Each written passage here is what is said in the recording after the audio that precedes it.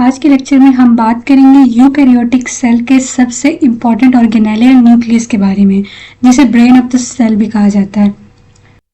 इस लेक्चर के अंदर हम लोग सबसे पहले न्यूक्लियस के कुछ बेसिक इंट्रोडक्शन को देखेंगे, उसके बाद हम न्यूक्लियस के फंक्शंस को देखेंगे, फिर हम न्यूक्लियस के स्ट्रक्चर को देखेंगे और उसके बाद सबसे इम्पॉर्टेंट चीज डीएनए के बारे में कुछ इम्पॉर्टेंट फैक्ट्स एंड फिगर्स को देखेंगे। सबसे पहले स्टार्ट करते हैं न्यूक्लियस के बेसिक इंट्रोडक्शन से। जी तो स्टूडेंट्स, सबसे पहले हमारे पास है न्यूक्लियस की प्रेजेंस। ठीक है, कि जो न्यूक्लियस है वो किन ऑर्गेनिजम्स के अंदर प्रेजेंट होता है। तो न्यूक्लियस जो है वो यूकैरियोट्स के अंदर प्रेजेंट होता है, यूकैरियोट्स के सेल्स के अंदर प्रेजेंट होता है। ठीक है, यानी कि जो यूकैरियोटिक सेल्स हैं उनके अंदर न्यूक्लियस प्रेजेंट होता है। ठीक है, जबकि जो प्रोकैरियोटिक सेल्स हैं उनके अंदर न्यूक्लियस प्रेजेंट नहीं होता। बेसिकली न्यूक्लियस ही वो चीज है जो कि यूकैरियोटिक्स को प्रोकैरियोटिक से डिफरेंशिएट करता है। ठीक है, यहाँ पे एक इम्पॉर्टेंट पॉइंट के प्रोकैरियोट्स के अंदर न्यूक्लियस प्रेजेंट नहीं होता, तो जो उनका डीएनए है वो कहाँ प्रेजेंट होता है। उनका डीएनए जो है वो एक और स्ट्रक्चर के अंदर प्रेजेंट होता है जिसको कहा जाता है न्यूक्लियोइड। ठीक है, इसके अलावा भी उनका डीएनए और तरह से भी प्रेजेंट होता है उनके अंदर। सेकेंड पे हमारे पास आ जाता है लोकेशन ऑफ द न्यूक्लियस। ठीक है, कि एक सेल के अंदर न्यूक्लियस की लोकेशन क्या है। तो स्टूडेंट्स, यूकैरियोट्स में अगर हम एनिमल सेल्स की बात करें, ठीक है, जिनमें ह्यूमंस आ जाते हैं, तो ह्यूमंस के अंदर जो न्यूक्लियस है वो सेल के अंदर सेंट्रल पोजीशन पे प्रेजेंट है। ठीक है, ये बिल्कुल सेंटर के अंदर जो है न्यूक्लियस प्रेजेंट है। जबकि जो प्लांट सेल होता है, ठीक है, प्लांट सेल के अंदर जो न्यूक्लियस है वो थोड़ा पेरिफेरल पोजीशन में प्रेजेंट होता है, सेंटर में प्रेजेंट नहीं होता। ठीक है, ये आपको डायग्राम दिख रही है, ये एनिमल सेल है, इसके अंदर ये सेंटर में न्यूक्लियस प्रेजेंट है, जबकि ये प्लांट सेल है, इसकी पेरिफेरल पोजीशन पर न्यूक्लियस प्रेजेंट है। और प्लांट्स में पेरिफेरल पोजीशन की वजह ये है कि सेंटर में वैक्यूल प्रेजेंट होता है, लार्ज वैक्यूल। ठीक है, ये आपको दिख भी रहा है। तो इस वैक्यूल की वजह से जो न्यूक्लियस है वो थोड़ा पेरिफेरल पोजीशन की तरफ हो जाता है। थर्ड पे हमारे पास है students shape of the nucleus, की न्यूक्लियस की जो शेप है वो कैसी होती है। तो स्टूडेंट्स, न्यूक्लियस की जो शेप है वो स्फेरिकल होती है। यहाँ पे आपको दिख रहा है ये स्फेरिकल शेप है। ठीक है, इसको हमें इसका इनर पोर्शन दिखाया गया। ठीक है, वैसे इसकी बिल्कुल सर्कुलर स्फेरिकल शेप होती है। ठीक है, फोर्थ पे है स्टूडेंट्स हमारे पास स्पेस ऑक्युपाइड। ठीक है, कि जो न्यूक्लियस है वो सेल के अंदर कितनी जगह घेरता है। ठीक है, कितनी स्पेस को ऑक्युपाई करता है। स्टूडेंट्स, एक सेल के अंदर ऑलमोस्ट 10% पोजीशन के ऊपर न्यूक्लियस प्रेजेंट होता है। ठीक है, ये जो सेल है इसकी ये तकरीबन 10% हिस्से के ऊपर जो है न्यूक्लियस प्रेजेंट होता है। ठीक है, ये तो थी न्यूक्लियस की कुछ बेसिक इंफॉर्मेशन। अब हम चलते हैं न्यूक्लियस के फंक्शंस की तरफ। स्टूडेंट्स, न्यूक्लियस की जो भी अहमियत है उसकी वजह है डीएनए, डीऑक्सीराइबो न्यूक्लिक एसिड। ठीक है, न्यूक्लियस के अंदर प्रेजेंट होता है डीएनए, जो कि हमारा जेनेटिक मटेरियल, हमारा हेरिडिटी मटेरियल है। ठीक है, जिसके अंदर सारी इंफॉर्मेशन प्रेजेंट होती है कि एक सेल ने किस तरह से वर्किंग करनी है। यही वजह है कि न्यूक्लियस को ब्रेन ऑफ द सेल कहा जाता है। ये सेल की सारी एक्टिविटीज को कोऑर्डिनेट करता है। ठीक है, तो सेल ने जो ग्रोथ करनी है, प्रोटीन की सिंथेसिस करनी है, या फिर सेल ने जब डिवाइड होना है, तो ये सारी इंफॉर्मेशन कहाँ प्रेजेंट है, सेल के न्यूक्लियस के अंदर, सेल के डीएनए के अंदर। इसी वजह से जो न्यूक्लियस है उसको इंफॉर्मेशन प्रोसेसिंग या फिर एडमिनिस्ट्रेटिव सेंटर कहा जाता है सेल का। ठीक है, एडमिनिस्ट्रेटिव सेंटर यानी कि जैसे कि किसी स्कूल का, किसी कॉलेज का, किसी यूनिवर्सिटी का एक एडमिन ऑफिस होता है, हॉस्पिटल्स का एडमिनिस्ट्रेशन ब्लॉक होता है, जिसका काम क्या होता है कि उसने सारे हॉस्पिटल के, सारे स्कूल के, सारे कॉलेज के, सारी यूनिवर्सिटी के मामलात को कंट्रोल करना होता है। ठीक है, तो जो न्यूक्लियस है वो सेल का एडमिनिस्ट्रेटिव सेंटर है। स्टूडेंट्स, डीएनए के अंदर हर एक इंफॉर्मेशन प्रेजेंट है। ठीक है, कि सेल ने किस तरह से वर्क करना है, उसकी वजह से न्यूक्लियस को ब्रेन ऑफ द सेल कहा जाता है। ठीक है, उसके अलावा स्टूडेंट्स कुछ ऐसे प्रोसेस हैं जो न्यूक्लियस के अंदर होते हैं। ठीक है, जिनमें सबसे पहले हमारे पास आ जाता है रेप्लिकेशन का प्रोसेस। ठीक है, रेप्लिकेशन का जो प्रोसेस है इसमें ये होता है कि जो डीएनए है वो डुप्लीकेट करता है। ठीक है, डीएनए अपनी कॉपी बनाता है। ठीक है, तो ये रेप्लिकेशन का प्रोसेस न्यूक्लियस के अंदर होता है। सेकंड पे हमारे पास आ जाता है ट्रांसक्रिप्शन। ठीक है, ट्रांसक्रिप्शन जो है ये सेंट्रल डोग्मा का एक पार्ट है। ठीक है, अब ये सेंट्रल डोग्मा क्या होता है। सेंट्रल डोग्मा एक ऐसा प्रोसेस है जिसके जरिए से जो डीएनए है सेल का, उसको यूज करके पहले मैसेंजर आरएनए बनता है, फिर उस मैसेंजर आरएनए से प्रोटीन्स बनते हैं। ठीक है, यानी कि जो डीएनए के अंदर इंफॉर्मेशन है उसको डीकोड किया जाता है मैसेंजर आरएनए की फॉर्म में, और फिर उस मैसेंजर आरएनए से जो मेन चीज है, जो प्रोटीन्स बननी है, इसमें डिफरेंट तरह की प्रोटीन्स होती हैं जिनके सेल में डिफरेंट तरह के रोल्स होते हैं। ठीक है, इनमें एंजाइम्स भी आ जाते हैं, इनमें साइटोस्केलेटन भी आ जाता है। ठीक है, इनमें और भी चीजें आ जाती हैं, तो वो सारी जो है वो बननी होती है। ठीक है, लेकिन उसका सेंट्रल डोग्मा का एक पार्ट जो है ट्रांसक्रिप्शन, यानी कि जिसमें डीएनए से मैसेंजर आरएनए बनना होता है, ठीक है, यानी डीएनए की इंफॉर्मेशन को डिकोड किया जाता है। तो ये जो फर्स्ट स्टेप है डीएनए से मैसेंजर आरएनए बनने का, ये न्यूक्लियस के अंदर होता है, जबकि मैसेंजर आरएनए से जो प्रोटीन्स बननी है वो साइटोप्लाज्म में बनती हैं राइबोसोम्स के अंदर, ठीक है। तो जो फर्स्ट प्रोसेस है दैट इज ट्रांसक्रिप्शन, वो होता है न्यूक्लियस के अंदर। अब हम चलते हैं न्यूक्लियस के स्ट्रक्चर की तरफ और देखते हैं कि उसके कौन कौन से कंपोनेंट्स हैं। स्टूडेंट, सबसे पहले अगर हम देखें तो अगर हम ब्रॉडली देखें तो हम न्यूक्लियस को बेसिकली दो कंपोनेंट्स में डिवाइड कर देते हैं, ठीक है। One is nuclear envelope and the second one is nucleoplasm, ठीक है। न्यूक्लियर एनवेलप क्या है स्टूडेंट्स? ये जो आपको एक मेम्ब्रेन लाइक स्ट्रक्चर दिख रहा है न्यूक्लियस के इर्द गिर्द, इसको कहा जाता है न्यूक्लियर एनवेलप, ठीक है। जिस तरह सेल के गिर्द प्लाज्मा मेम्ब्रेन होती है जो उसके सारे कॉन्स्टिट्यूएंट्स को इनक्लोज करके रखती है, बिल्कुल न्यूक्लियर एनवेलप जो है वो न्यूक्लियस के गिर्द मेम्ब्रेन है जो कि न्यूक्लियस के कॉन्स्टिट्यूएंट्स को इनक्लोज करके रखती है, ठीक है। जबकि सेकंड पे हमारे पास आ जाता है न्यूक्लियोप्लाज्म। स्टूडेंट्स, ये जो आपको इनसाइड ये सारा पोर्शन दिख रहा है ये सेमी फ्लूइड लाइक पोर्शन होता है, ठीक है, सेमी फ्लूइड मैट्रिक्स होती है, इसको कहा जाता है न्यूक्लियोप्लाज्म, ठीक है। अब इस न्यूक्लियोप्लाज्म के अंदर क्या प्रेजेंट होता है उसको हम देखेंगे, ठीक है। सबसे पहले स्टूडेंट्स, न्यूक्लियर एनवेलप जो है इसके अंदर यहाँ पे आपको कुछ येलो कलर के ये पोर्स दिख रहे हैं, ठीक है। ये जो पोर्स हैं इनके जरिए से न्यूक्लियस के अंदर और बाहर ट्रांसपोर्टेशन होती है डिफरेंट चीजों की, ठीक है। किन चीजों की ट्रांसपोर्टेशन होती है हम आगे देखेंगे, ठीक है। और स्टूडेंट्स, न्यूक्लियोप्लाज्म जो है इसके अंदर हमारे पास आ जाता है nucleolus and the second one is chromatin या क्रोमोसोम्स। स्टूडेंट्स, ये जो आपको सेंटर में स्ट्रक्चर दिख रहा है ये डार्कली स्टेन्ड एरिया, इसको कहा जाता है न्यूक्लियोलस, ठीक है। ये जो न्यूक्लियोलस है इसके अंदर राइबोसोम्स की प्रोडक्शन होती है, ठीक है। जबकि सेकंड पे है हमारे पास क्रोमेटिन या क्रोमोसोम्स, ठीक है। स्टूडेंट्स, ये जो आपको थ्रेड लाइक या फिर ये धागों की तरह के जो ये स्ट्रक्चर आपको दिख रहे हैं न्यूक्लियोप्लाज्म के अंदर, इनको कहा जाता है क्रोमेटिन, ठीक है। लेकिन जिस वक्त सेल जो है वो डिवाइड होना होता है, ठीक है, सेल की डिवीजन होनी होती है, उस टाइम पे ये जो धागों की तरह के स्ट्रक्चर है ये और ज्यादा कंडेंस हो जाते हैं और एक स्पेसिफिक शेप के अंदर आ जाते हैं जिसको कहा जाता है क्रोमोसोम, ठीक है। तो इसको हम आगे लेक्चर के अंदर देखेंगे। अब हम देख लेते हैं न्यूक्लियस की एक हैंडमेड डायग्राम। स्टूडेंट्स, अगर आपको क्वेश्चन आता है न्यूक्लियस का तो आपने ये डायग्राम मस्ट बनानी है, ठीक है। इसके अंदर आपको ये न्यूक्लियर एनवेलप दिख रही है, ठीक है। न्यूक्लियर एनवेलप के अंदर दो तरह की मेम्ब्रेन होती है, एक आउटर न्यूक्लियर मेम्ब्रेन एंड एक इनर न्यूक्लियर मेम्ब्रेन, ठीक है, ये आपको दिख रही है। उसके अलावा स्टूडेंट्स, ये जो आपको यहाँ पे ये जगह दिख रही है दीज आर न्यूक्लियर पोर्स, ठीक है। उसके अलावा स्टूडेंट्स, ये जो आपको सेंटर में ये सर्कुलर स्ट्रक्चर दिख रहा है ये न्यूक्लियोलस है, जबकि ये जो थ्रेड लाइक आपको फाइबर्स दिख रहे हैं ये हमारे पास क्रोमेटिन है, ठीक है। आप चाहें तो इन क्रोमेटिन्स को इस तरह भी ड्रॉ कर सकते हैं और अगर आप चाहें तो जैसे हमने लास्ट डायग्राम में देखा आप उस तरह से भी इस तरह की फॉर्म में इनको ड्रॉ कर सकते हैं, इस तरह से, ठीक है। स्टूडेंट्स, अब हम डिटेल में वन बाय वन इन सारे पार्ट्स को देखते हैं, ठीक है। सबसे पहले है हमारे पास न्यूक्लियर एनवेलप, ठीक है। तो स्टूडेंट्स, न्यूक्लियर एनवेलप का काम क्या है? उसने न्यूक्लियस के कॉन्स्टिट्यूएंट्स को क्या करना है? इनक्लोज करके रखना है। अब इस न्यूक्लियर एनवेलप के अंदर दो मेम्ब्रेन्स शामिल है, ठीक है। One is outer nuclear membrane and second one is inner nuclear membrane. Students, अगर आपसे कोई पूछे कि ये जो मेम्ब्रेन्स हैं इनकी कंपोजिशन क्या है, तो these are also lipid bilayer और प्रोटीन से मिलकर जो बनी होती है, जिस तरह से हमारी प्लाज्मा मेम्ब्रेन की कंपोजिशन थी, इनकी कंपोजिशन भी वैसी ही है, ठीक है। तो आउटर न्यूक्लियर मेम्ब्रेन ये आपको दिख रही है और ये इनर न्यूक्लियर मेम्ब्रेन है, ठीक है। अब इन दोनों मेम्ब्रेन के दरमियान में जो एरिया आपको नजर आ रहा है, इस एरिया को कहा जाता है पेरीन्यूक्लियर स्पेस, ठीक है।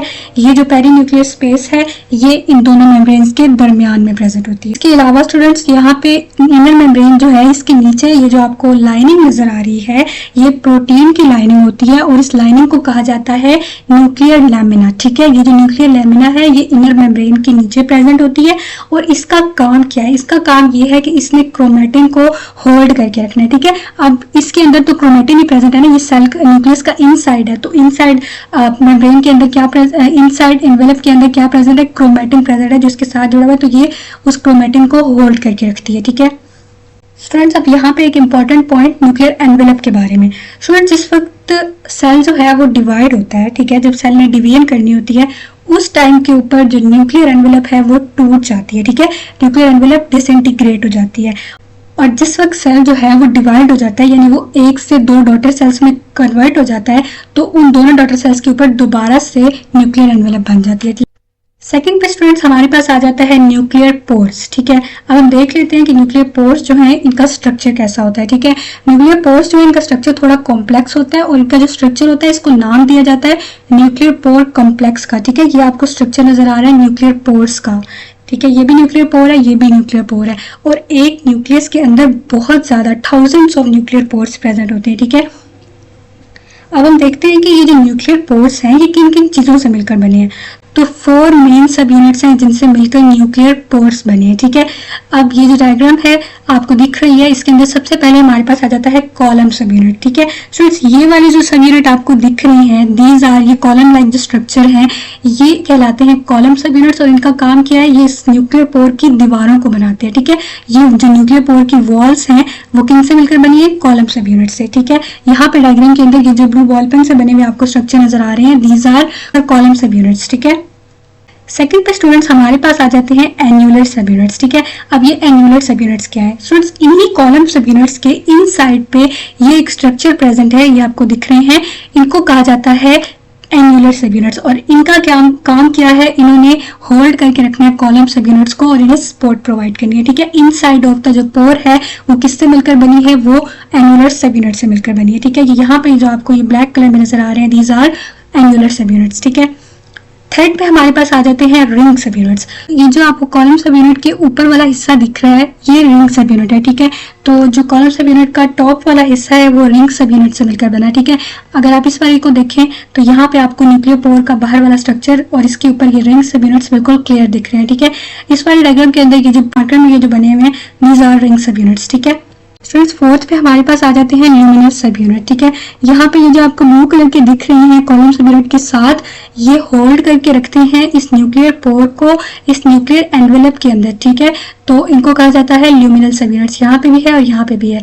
इस वाले डायग्राम के अंदर ये जो आपको रेड में दिख रहे हैं दीज आर ल्यूमिनल सब यूनिट्स, ठीक है।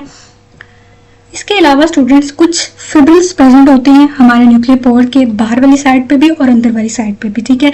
तो ये न्यूक्लियर पोर की बाहर वाली साइड है, ये यहाँ पे आपको कुछ फिब्रिल्स नजर आ रहे हैं। अब चूंकि ये न्यूक्लियस की बाहर वाली साइड पे है, साइटोप्लाज्म को फेस कर रहे हैं, तो इन्हें कहा जाता है साइटोसोलिक फिब्रिल, ठीक है। जबकि अंदर वाली साइड पे भी आपको ये कुछ फिब्रिल्स नजर आ रहे हैं, ठीक है, इन्हें कहा जाता है न्यूक्लियर फिब्रिल्स, ठीक है। और ये जो फिब्रिल्स हैं ये मिल के एक न्यूक्लियर बास्केट सी बना देते हैं, ठीक है। जो भी चीज बाहर से आएगी न्यूक्लियर पोर के अंदर वो इसी न्यूक्लियर बास्केट से पास करेगी और न्यूक्लियस के अंदर एंटर हो जाएगी, ठीक है। अब हम देख लेते हैं न्यूक्लियर पोर्स की परमेबिलिटी को कि कौन कौन सी चीजें हैं जो न्यूक्लियर पोर्स के अंदर से पास करती हैं, ठीक है। अब जो बिल्डिंग ब्लॉक्स हैं डीएनए के, आरएनए के, ठीक है, और उसके अलावा जो हिस्टोन प्रोटीन्स हैं और एटीपीस हैं, ठीक है, ये जो हैं ये न्यूक्लियस के अंदर आते हैं, ठीक है, इन न्यूक्लियर पोर्स के जरिए से। अब चूंकि हमने बात की थी कि रेप्लिकेशन होनी है न्यूक्लियस के अंदर, तो जो डीएनए के बिल्डिंग ब्लॉक्स हैं, डीएनए किन चीजों से मिलकर बनाता है, डीएनए 3 मेन चीजों से मिलकर बनाता है, ठीक है। तो वो जो सारी चीजें हैं और ये जो आरएनए की जो सब यूनिट्स हैं, ठीक है, ये सारे जो हैं ये न्यूक्लियस के अंदर एंटर होते हैं इन्हीं न्यूक्लियर पोर्स के जरिए से। उसके अलावा स्टूडेंट्स एक प्रोटीन होती है हिस्टोन प्रोटीन, ये थोड़ी लार्ज प्रोटीन होती है, ठीक है। और ये तो स्मॉल मॉलिक्यूल्स होते हैं जो डीएनए और आरएनए के बिल्डिंग ब्लॉक्स हैं, लेकिन ये जो प्रोटीन है ये थोड़ी लार्ज होती हैं। तो ये जो हिस्टोन प्रोटीन है ये भी न्यूक्लियस के अंदर इन्हीं पोर्स के जरिए से आती है, ठीक है। तो स्टूडेंट्स ये तो थी वो चीजें जो न्यूक्लियस के अंदर एंटर होती है। अब न्यूक्लियर पोर्स से बाहर कौन सी चीजें जाती हैं, तो स्टूडेंट्स हमने बात की थी कि जो न्यूक्लियोलस है उसके अंदर राइबोसोम्स की सिंथेसाइज होती है, ठीक है, सिंथेसिस होती है। तो राइबोसोम्स के जो सब यूनिट्स की फॉर्म में राइबोसोम्स बनाया जाता है। राइबोसोम असल में 2 चीजों से मिलकर बनाता है, 2 डिफरेंट तरह के सब यूनिट से मिलकर बनाता है। तो जो दोनों तरह के सब यूनिट्स हैं वो न्यूक्लियोलस के अंदर बनते हैं और फिर वो न्यूक्लियर पोर्स के जरिए से न्यूक्लियस से बाहर निकलते हैं और साइटोप्लाज्म के अंदर आपस में जाकर ज्वाइन होते हैं और फिर एक राइबोसोम बनाते हैं, ठीक है। तो ये जो सब यूनिट्स हैं ये न्यूक्लियर पोर्स के जरिए से बाहर निकलते हैं, न्यूक्लियस से साइटोप्लाज्म में जाते हैं। फ्रेंड्स हमने बात की थी न्यूक्लियर प्लाज्म की कि न्यूक्लियर प्लाज्म जो है वो सेमी फ्लूइड लाइक मैट्रिक्स होता है, ठीक है। जिस तरह से सेल के अंदर साइटोप्लाज्म प्रेजेंट था ना, बिल्कुल इसी तरह से जो न्यूक्लियस के अंदर semi fluid semi like present होता है उसको न्यूक्लियोप्लाज्म कहा जाता है, ठीक है। अब उस न्यूक्लियोप्लाज्म के अंदर न्यूक्लियोलस प्रेजेंट होता है। हम अब न्यूक्लियोलस को देखेंगे। सबसे पहले हमारे पास है न्यूक्लियोलस की डेफिनेशन, ठीक है। Darkly stained structure in the nucleoplasm, ये जो आपको डार्कली स्टेन्ड स्ट्रक्चर नजर आ रहा है इसको कहा जाता है न्यूक्लियोलस, ठीक है। अब ये जो न्यूक्लियोलस है इसकी कोई बाउंड्री नहीं होती, ये बात आपने याद रखनी है, ठीक है। जस्ट डार्कली स्टेन्ड स्ट्रक्चर है, इसकी कोई भी बाउंड्री नहीं होती। मतलब जिस तरह के सेल के गिर्द मेम्ब्रेन होती है या न्यूक्लियस के गिर्द मेम्ब्रेन होती है, इस न्यूक्लियोलस के गिर्द कोई मेम्ब्रेन नहीं है। सेकंड पे हमारे पास आ जाता है न्यूक्लियोलस का नंबर कि एक सेल के अंदर, एक न्यूक्लियस के अंदर कितने न्यूक्लियोलस प्रेजेंट होते हैं। तो स्टूडेंट्स मोस्टली एक ही प्रेजेंट होता है, लेकिन कुछ सेल्स के अंदर 2 न्यूक्लियोलस भी प्रेजेंट हो सकते हैं। थर्ड पे हमारे पास आ जाता है कि न्यूक्लियोलस की फॉर्मेशन कैसे होती है, ठीक है, न्यूक्लियस के अंदर न्यूक्लियोलस कैसे बनता है। तो स्टूडेंट्स, जैसे कि हमने बात की थी, सेल ने किस तरह से ग्रोथ करनी है, किस तरह से डिवाइड होना है, किस तरह से सारी एक्टिविटीज परफॉर्म करनी है, इन्फॉर्मेशन कहाँ प्रेजेंट है, डीएनए के अंदर प्रेजेंट है, ठीक है, डीएनए क्रोमोसोम्स के अंदर प्रेजेंट है। तो क्रोमोसोम्स में कुछ क्रोमोसोम के अंदर डिफरेंट तरह की लोकेशंस होती हैं और हर लोकेशन के ऊपर डिफरेंट जेनेटिक इन्फॉर्मेशन प्रेजेंट होती है। कुछ एरियाज होते हैं क्रोमोसोम के जिन्हें कहा जाता है न्यूक्लियोलस ऑर्गेनाइजर रीजन्स, ठीक है, वो वाले जो रीजन्स हैं उनके अंदर न्यूक्लियोलस किस तरह से बनेगा इस चीज की इंफॉर्मेशन प्रेजेंट होती है, ठीक है। तो बेसिकली ये इंफॉर्मेशन क्रोमोसोम से आती है, क्रोमोसोम की न्यूक्लियोलस ऑर्गेनाइजर रीजन से आती है कि न्यूक्लियोलस में किस तरह से फॉर्मेशन होनी है। जो रीजन्स होते हैं इनके अंदर ये इंफॉर्मेशन प्रेजेंट होती है कि किस तरह से राइबोसोम्स के सब यूनिट्स को बनाना है। जैसे कि हमने पहले बात की, न्यूक्लियोलस के अंदर राइबोसोम्स बनने हैं, ठीक है, तो इन रीजन्स के अंदर ये इंफॉर्मेशन भी प्रेजेंट होती है कि किस तरह से न्यूक्लियोलस ने राइबोसोम्स को बनाना है, ठीक है। फोर्थ पे हमारे पास आ जाता है फंक्शन ऑफ न्यूक्लियोलस, ठीक है, कि न्यूक्लियोलस का क्या फंक्शन है। स्टूडेंट्स याद रखिएगा, nucleolus is the ribosome factory, ठीक है, न्यूक्लियोलस के अंदर राइबोसोम्स की सिंथेसिस होनी है, ठीक है। और राइबोसोम्स करते क्या है, राइबोसोम्स प्रोटीन्स बनाते हैं, ठीक है। हमने पहले बात की थी कि सेंट्रल डोग्मा एक प्रोसेस होता है जिसके जरिए से डीएनए जो है वो मैसेंजर आरएनए में कन्वर्ट होता है और मैसेंजर आरएनए जो है वो प्रोटीन्स में कन्वर्ट होता है, ठीक है। तो ये जो राइबोसोम्स हैं जब ये साइटोप्लाज्म के अंदर जाते हैं, साइटोप्लाज्म के अंदर जाने के बाद मैसेंजर आरएनए इनके पास आता है, ठीक है, और जब मैसेंजर आरएनए इनके पास आता है उस टाइम पे जो राइबोसोम्स हैं वो प्रोटीन्स बनाते हैं, ठीक है।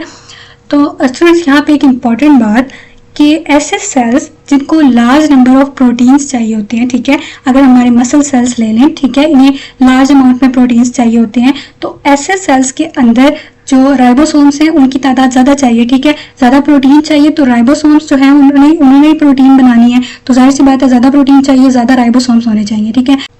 राइबोसोम्स के ज्यादा होने के लिए ऐसे सेल्स के अंदर जो न्यूक्लियोलस है उसका साइज बड़ा होता है, ठीक है, जिन सेल्स के अंदर ज्यादा प्रोटीन चाहिए उन सेल के अंदर न्यूक्लियोलस का साइज बड़ा होता है ताकि वो ज्यादा अमाउंट में राइबोसोम्स बना सके। स्टूडेंट्स, हमारे पास आ जाते हैं कंपोनेंट्स ऑफ न्यूक्लियोलस, ठीक है, ये जो आपको स्ट्रक्चर दिख रहा है, ठीक है, इसके दो डिफरेंट तरह के कंपोनेंट्स होते हैं, ठीक है। एक कंपोनेंट को कहा जाता है ग्रेन्युलर कंपोनेंट जबकि दूसरे को कहा जाता है फिब्रिलर कंपोनेंट, ठीक है। अब ग्रेन्युलर कंपोनेंट क्यों कहा जाता है इसको, क्योंकि इसके अंदर ग्रेन्यूल्स लाइक स्ट्रक्चर प्रेजेंट होते हैं, ठीक है।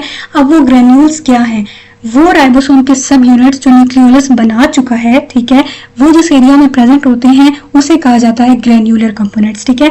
राइबोसोम के सब यूनिट्स जो है वो ग्रेन्यूल्स की शेप में होते हैं, इसीलिए इस कंपोनेंट को ग्रेन्युलर कंपोनेंट कहा जाता है।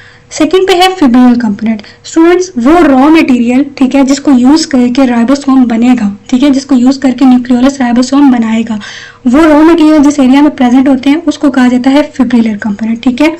अब ये रॉ मटेरियल में कौन सी चीजें आ जाती हैं ये देख लेते हैं हम। तो स्टूडेंट्स, ये जो राइबोसोम है ये राइबोसोमल आरएनए और कुछ प्रोटीन से मिलकर बने होते हैं, तो ये बेसिकली इसका रॉ मटेरियल है जो कि फिब्रिलर रीजन के अंदर, फिब्रिलर कंपोनेंट के अंदर प्रेजेंट होता है। स्टूडेंट्स, लास्ट में हमारे पास यहाँ पे एक इंफॉर्मेशन है कि जो न्यूक्लियोलस है जिस वक्त सेल ने डिवाइड करना है, ठीक है, जब माइटोसिस स्टार्ट होनी है उस टाइम पे जो न्यूक्लियोलस है वो डिसअपियर हो जाता है, बिल्कुल जिस तरह से न्यूक्लियर एनवेलप डिसअपियर हो गई थी। और जिस वक्त दोबारा से डॉटर सेल्स बन जाते हैं, यानी माइटोसिस कंप्लीट हो जाती है, एक सेल दो में कन्वर्ट हो जाता है, उस टाइम के ऊपर दोनों डॉटर सेल्स के अंदर दोबारा से न्यूक्लियोलस बन जाता है, ठीक है। और वो न्यूक्लियोलस कैसे बनता है, वो इन्हीं न्यूक्लियोलस ऑर्गेनाइजर रीजन्स की मदद से बनता है। स्टूडेंट्स, अब हम आ जाते हैं न्यूक्लियस के सबसे इंपॉर्टेंट पार्ट की तरफ, ठीक है। मैं बात कर रही हूँ डीएनए की, डीऑक्सीराइबोन्यूक्लिक एसिड। हमने बात की हमारा जेनेटिक मटेरियल, हमारा हेरिडिटी मटेरियल क्या होता है, डीएनए होता है, ठीक है। अब ये डीएनए जो है ये हमारे न्यूक्लियस के अंदर प्रेजेंट होता है, ठीक है। डीएनए के बारे में आपको एक इम्पॉर्टेंट चीज बताऊं तो हमारे एक सेल के अंदर, ठीक है, हमारी बॉडी जो है वो 30 ट्रिलियन सेल से मिलकर बनी है, हमारे सिर्फ एक सेल के अंदर 6 फीट लॉन्ग डीएनए प्रेजेंट होता है, ठीक है। एक सेल के न्यूक्लियस के अंदर 6 फीट लॉन्ग, अगर आपने 6 फुट लंबा इंसान देखा हो तो आपको अंदाजा होगा कि 6 फीट लॉन्ग डीएनए हमारे सिर्फ एक सेल के अंदर प्रेजेंट है, जो कि हमें नेकेड आई से दिखता भी नहीं है सेल, ठीक है। तो अब हमारे 30 ट्रिलियन सेल्स के अंदर कितने डीएनए प्रेजेंट हो गए, मल्टीप्लाई करके देखिए, almost 180 trillion feet long DNA जो है वो हर सेल के अंदर प्रेजेंट है, ठीक है। तो स्टूडेंट्स, अब ये इतना बड़ा डीएनए इतने स्मॉल स्ट्रक्चर के अंदर अल्लाह ताला ने किस तरह से फिक्स किया हुआ है, तो इसको हम देखेंगे, ठीक है। डीएनए किस तरह से प्रेजेंट है, किस तरह से रैप हुआ हुआ है हमारे एक सेल के अंदर, ठीक है। इसमें सबसे पहले हमारे पास आ जाता है क्रोमेटिन, ठीक है, जिसके बारे में हमने बात की। न्यूक्लियोप्लाज्म के अंदर प्रेजेंट होता है क्रोमेटिन। तो ये जो क्रोमेटिन है ये आप स्ट्रिंग लाइक फाइबर्स होते हैं, थ्रेड लाइक फाइबर्स होते हैं, ये जो आपको दिख रहे हैं धागों की तरह के स्ट्रक्चर्स, इन्हें कहा जाता है क्रोमेटिन। इन क्रोमेटिन के अंदर हमारा डीएनए प्रेजेंट है, ठीक है।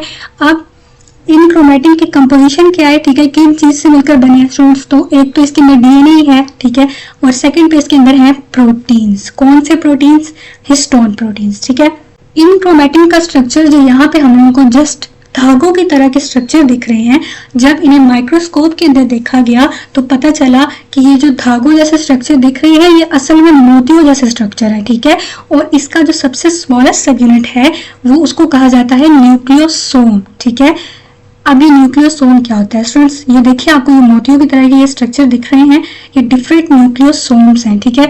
यहाँ पे आपको क्लियरली एक न्यूक्लियोसोम दिखाया गया है, ठीक है। एक न्यूक्लियोसोम जो है वो 8 हिस्टोन प्रोटीन से मिलकर बना है और इन्हीं हिस्टोन प्रोटीन्स के अंदर और ऊपर और बाहर ये डीएनए रैप हुआ होता है, ठीक है। तो इस तरह के इस तरह के बहुत ज्यादा से न्यूक्लियोसोम्स जो हैं वो क्रोमेटिन के अंदर प्रेजेंट होते हैं, ठीक है। अभी जो हिस्टोन प्रोटीन्स हैं इनके ऊपर बिल्कुल जो डीएनए है ये फोल्ड हुआ होता है, ठीक है। अब इन्हीं इसी फोल्डिंग की वजह से इतना बड़ा डीएनए जो है इनके अंदर इजीली हमारे सेल के न्यूक्लियस के अंदर आ जाता है, ठीक है। फोर्थ पे हमारे पास है टाइप्स ऑफ क्रोमेटिन, ठीक है। तो ये जो क्रोमेटिन है इसके असल में 2 टाइप्स होती हैं, one is euchromatin and the second one is heterochromatin, ठीक है। स्टूडेंट्स, ये है यूक्रोमेटिन की डायग्राम जबकि ये है हेटेरोक्रोमेटिन की डायग्राम, ठीक है। अब यहाँ पे आपको दिख रहा है कि ये हिस्टोन प्रोटीन्स हैं जिनके ऊपर ये डीएनए रैप हुआ है, ठीक है। तो ये देखिए ये लूजली अटैच है, ठीक है, बिल्कुल एक दूसरे के साथ जुड़े हुए नहीं है, थोड़ा लूजली अटैच है। जबकि हेटेरोक्रोमेटिन के अंदर ये जो हिस्टोन प्रोटीन्स हैं आपस में और ये डीएनए जो है ये आपस में टाइटली अटैच है, ठीक है। तो हेटेरोक्रोमेटिन वो वाली क्रोमेटिन है जिसके अंदर डीएनए है वो टाइटली पैक हुआ होता है हिस्टोन प्रोटीन्स के अंदर, ठीक है। जबकि यूक्रोमेटिन वो वाली क्रोमेटिन है जिसके अंदर जो डीएनए है वो लूजली पैक हुआ होता है, ठीक है। अब स्टूडेंट्स, हमने बात की थी कि डीएनए से बनने हैं मैसेंजर आरएनए, ठीक है, और मैसेंजर आरएनए से प्रोटीन्स। अब जो यूक्रोमेटिन के अंदर डीएनए होगा ना, सिर्फ इसी डीएनए से मैसेंजर आरएनए बन सकता है, ठीक है। यही वाला जो डीएनए है ये जेनेटिकली एक्टिव है, इसी वाले डीएनए के अंदर इंफॉर्मेशन प्रेजेंट है। जबकि ये जो हेटेरोक्रोमेटिन के अंदर डीएनए है ये जेनेटिकली इनएक्टिव है, इसके अंदर कोई इंफॉर्मेशन प्रेजेंट नहीं है, इसमें मैसेंजर आरएनए में कन्वर्ट नहीं होना, ठीक है, क्योंकि ये टाइटली पैक है, ये मैसेंजर आरएनए में कन्वर्ट हो भी नहीं सकता। ये जो लूजली पैक है यूक्रोमेटिन यही मैसेंजर आरएनए में कन्वर्ट होती है। स्टूडेंट्स, अब हम चलते हैं क्रोमोसोम्स की तरफ कि क्रोमोसोम्स क्या होते हैं। स्टूडेंट्स, जिस टाइम पे सेल डिवाइड करता है, ठीक है, सेल की माइटोसिस होती है, सेल ने 1 से 2 में कन्वर्ट होना होता है, उस टाइम के ऊपर ये जो क्रोमेटिन है ये और ज्यादा कंडेंस हो जाती है, ठीक है, और कंप्रेस हो जाती है और ज्यादा टाइटली एक दूसरे के करीब आ जाती है और एक स्पेशलाइज स्ट्रक्चर बन जाता है जिसको कहा जाता है क्रोमोसोम। ये हमारे पास एक क्रोमोसोम का स्ट्रक्चर है, ठीक है। स्टूडेंट्स, जिस टाइम पे सेल ने डिवाइड होना है क्रोमेटिन उस टाइम पे डिसअपेयर हो जाती है और इस तरह की फॉर्म ले लेती है। स्टूडेंट्स, ये जो क्रोमेटिन है ये क्रोमोसोम्स में कन्वर्ट क्यों होती है, इसकी रीजन क्या है? इसकी रीजन ये है कि एक सेल से 2 सेल्स बनने हैं, एक सेल से 2 डॉटर सेल्स बनने हैं, तो उन दोनों डॉटर सेल्स के अंदर बिल्कुल एक जितना आइडेंटिकल जेनेटिक मटेरियल जाना चाहिए, ठीक है। अब वो एक जितना जाए उसके लिए ये जो क्रोमेटिन है ये और ज्यादा कंडेंस होके स्पेशलाइज्ड स्ट्रक्चर्स की फॉर्म में, क्रोमोसोम्स की फॉर्म में आ जाती है और हर स्पीशी के अंदर क्रोमोसोम का एक फिक्स नंबर होता है, ठीक है। जितने भी क्रोमेटिन है वो सारे जो है वो कंडेंस होके कुछ स्पेसिफिक नंबर के क्रोमोसोम्स की फॉर्म में आ जाएंगे। अगर हम ह्यूमन सेल्स की बात करें तो ये जो सारे क्रोमेटिन है ये आपस में कंडेंस होंगे डिवीजन के वक्त और टोटल 46 क्रोमोसोम्स बना देंगे। अब वो जो 46 क्रोमोसोम्स हैं वो उनमें से 23 जो है वो एक सेल के अंदर चले जाएंगे, एक डॉटर सेल के अंदर, और 23 जो है वो दूसरे डॉटर सेल के अंदर चले जाएंगे। तो ये कि जेनेटिक मटेरियल दोनों सेल्स के अंदर बराबर जाए इसलिए क्रोमेटिन जो है वो पहले क्रोमोसोम में कन्वर्ट होता है। अब हम क्रोमोसोम का स्ट्रक्चर देख लेते हैं। आपको ये आर्म होती है, आर्म, ये एक आर्म है और ये दूसरी आर्म है, ठीक है। तो इन दोनों आर्म्स को कहा जाता है क्रोमैटिड्स, ठीक है। एक ये क्रोमैटिड है और एक ये क्रोमैटिड है, और ये दोनों क्रोमैटिड्स जो है ये आपस में जुड़े होते हैं एक सेंट्रल पॉइंट पे, जिसको कहा जाता है सेंट्रोमेयर, ठीक है। ये सेंट्रल पॉइंट है सेंट्रोमेयर, इस डायग्राम में भी आपको दिख रहा है। ये दोनों आर्म्स हैं जिनको क्रोमैटिड्स कहा जाता है। उसके अलावा स्टूडेंट्स ये जो कॉर्नर वाले पार्ट्स होते हैं क्रोमैटिड्स के, इनको कहा जाता है टीलोमेयर, ठीक है। थर्ड पे स्टूडेंट्स हमारे पास आ जाता है नंबर ऑफ क्रोमोसोम्स, ठीक है। जो क्रोमोसोम्स हैं वो हर स्पीशी के अंदर स्पेसिफिक नंबर होता है इनका, ठीक है। यानी अगर ह्यूमंस हैं उनके अंदर एक स्पेसिफिक नंबर के क्रोमोसोम्स हैं, कोई और ऑर्गेनिज्म है उनके अंदर स्पेसिफिक नंबर के क्रोमोसोम्स हैं, ठीक है। इनका नंबर कुछ ऑर्गेनिज्म में बहुत ज्यादा स्मॉल होता है, कुछ में बहुत ज्यादा लार्ज होता है, ठीक है। फॉर एग्जांपल आंट्स के अंदर, राउंड वॉर्म्स के अंदर सिर्फ 2 क्रोमोसोम्स प्रेजेंट होते हैं, लेकिन एक पौधा है इंडियन फर्न, उसके अंदर 1260 क्रोमोसोम्स प्रेजेंट है, ठीक है। ये एक छोटा सा ही पौधा होता है, ये आपको दिख रही है इंडियन फर्न की पिक्चर। तो इसके अंदर 1260 क्रोमोसोम्स प्रेजेंट है, जबकि आंट के अंदर 2 क्रोमोसोम्स प्रेजेंट है। तो स्टूडेंट्स ये इस बात पर डिपेंड नहीं करता कि कौन जो ऑर्गेनिज्म जितना बड़ा होगा उसके पास उतने ही ज्यादा क्रोमोसोम्स होंगे, ऐसा नहीं है, ठीक है। जो ह्यूमंस के डिप्लॉइड सेल हैं उनके अंदर 46 क्रोमोसोम्स प्रेजेंट होते हैं, जबकि जो ह्यूमंस के हैप्लॉइड सेल हैं, ठीक है, गैमीट्स जिन्हें कहते हैं, जिन्हें रिप्रोडक्टिव सेल्स कहते हैं, उनके अंदर 23 क्रोमोसोम्स प्रेजेंट होते हैं, ठीक है। स्टूडेंट्स एक और बात जो आपकी बुक के अंदर लिखी हुई है वो ये कि हमने बात की थी 6 फीट लॉन्ग डीएनए एक न्यूक्लियस के अंदर प्रेजेंट है। तो जिस वक्त जो क्रोमैटिन है वो क्रोमोसोम्स में कन्वर्ट होती है तो हर क्रोमोसोम के अंदर 1.5 इंच डीएनए आ जाता है। ह्यूमंस की बात कर रही हूँ, ह्यूमंस के अंदर 46 क्रोमोसोम्स है ना, तो हर क्रोमोसोम के अंदर 1.5 इंच लॉन्ग डीएनए आता है, ठीक है। स्टूडेंट्स एक और इम्पॉर्टेंट बात क्रोमैटिन और क्रोमोसोम्स के हवाले से कि हमारा जो सेल है वो एक साइकिल को फॉलो करता है, उसी के तहत वो डिवाइड करता है, ठीक है। अब वो जो सेल का साइकिल है ना, उसके अंदर 2 मेन पार्ट्स होते हैं, ठीक है, 2 मेन फेसेस होते हैं। एक ये फेस है इंटरफेस, ठीक है, और एक फेस है माइटोसिस फेस, ठीक है। ये जो इंटरफेस वाला टाइम होता है ना, इस टाइम पे जो सेल है वो डिवाइड नहीं कर रहा होता, इस टाइम पे सेल नॉर्मल प्रोसेस में होता है, और इस टाइम के ऊपर सेल सिर्फ तैयारी कर रहा होता है डिवीजन की, ठीक है, डिफरेंट चीजों को बना रहा होता है, ठीक है। तो ये जो इंटरफेस वाला टाइम होता है ना, इस टाइम के ऊपर न्यूक्लियोलस भी प्रेजेंट होगा, न्यूक्लियर एनवेलप भी प्रेजेंट होगी, और क्रोमैटिन की फॉर्म में डीएनए प्रेजेंट होगा, ठीक है। लेकिन जिस वक्त माइटोसिस स्टार्ट होगी, सेल डिवीजन स्टार्ट होगी, उस टाइम पे न्यूक्लियर एनवेलप भी टूट जाएगी, न्यूक्लियोलस भी डिसअपेयर हो जाएगा, और क्रोमैटिन जो है वो अपनी शेप को चेंज कर लेंगे और किस फॉर्म में आ जाएंगे, क्रोमोसोम्स की फॉर्म में आ जाएंगे। तो ये बात आपने याद रखनी है, क्रोमैटिन जो है वो इंटरफेस के टाइम पे प्रेजेंट होती है, जबकि माइटोसिस के टाइम पे क्रोमोसोम्स प्रेजेंट होते हैं। स्टूडेंट्स ये बुक में मैंने हाईलाइट कर दिया इंपॉर्टेंट पॉइंट्स को, आप चाहे तो इन्हें हाईलाइट कर सकते हैं।